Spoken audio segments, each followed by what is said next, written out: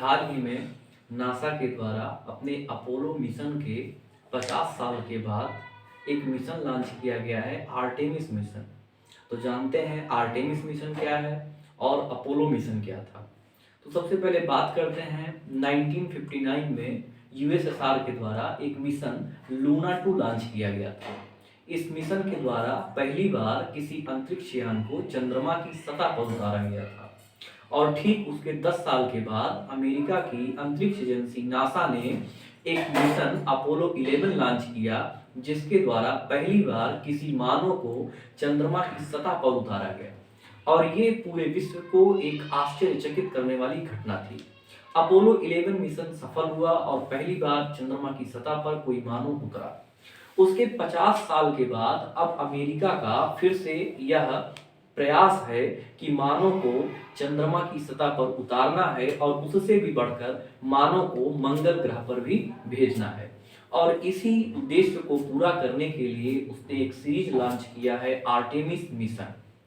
इसका मतलब आने वाले समय में हमें आर्टेमिस 2 और आर्टेमिस 3 भी देखने को मिलेगा। तो अब हम बात करते हैं आर्टेमिस मिशन 1 क्या है। तो आर्टेमिस मिशन 1 में एक एयरक्राफ्ट है जिसका नाम है ओरियन एयरक्राफ्ट। उसके अलावा उसमें एक स्पेस लॉन्च सिस्टम है। इस ओरियन प्रथम एयरक्राफ्ट का उद्देश्य क्या है? इसके मूलतः 3 उद्देश्य हैं।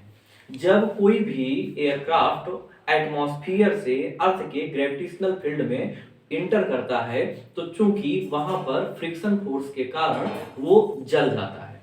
तो यहाँ पर जो आर्टेमिस मिशन में ओरियन यान बनाया गया है, यह एक ऐसे ऊष्मारोधी और उच्च ताप को सहन कर सकता है कि अर्थ के एटमॉस्फेयर पर प्रवेश करने पर भी ना जले। तो इस बात के परीक्षण के लिए आर्टेमिस मिशन 1 लॉन्च किया गया है। इसका दूसरा उद्देश्य क्या है? तो इसका दूसरा उद्देश्य है कि जब हम जाएंगे स्पेस में तो वहां पर जो एटमॉस्फेयर है उसका अध्ययन करना, जिससे आने वाले टाइम पर चंद्रमा और मंगल के लिए हम किसी मिशन को भेज सकें।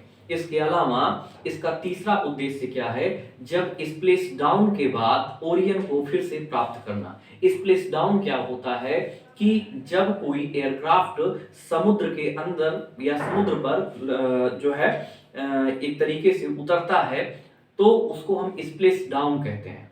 और स्प्लेश डाउन के बाद ओरियन को फिर से प्राप्त करना, जिससे आने वाले टाइम पर अगले मिशन के लिए उसका और अध्ययन किया जा सके।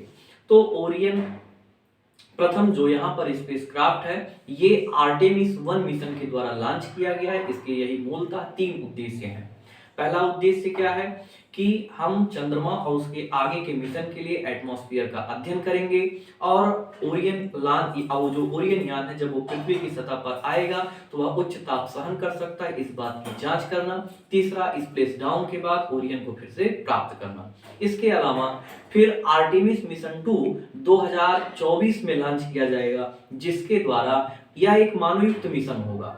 इसको चंद्रमा पर भेजा जाएगा, लेकिन वहां पर मानव चंद्रमा की सतह पर उतरेगा नहीं, बल्कि आर्टेमिस 2 मिशन का उद्देश्य होगा कि वह चंद्रमा का चक्कर लगा करके वापस लौट आएगा, लेकिन यह एक मानवयुक्त मिशन होगा।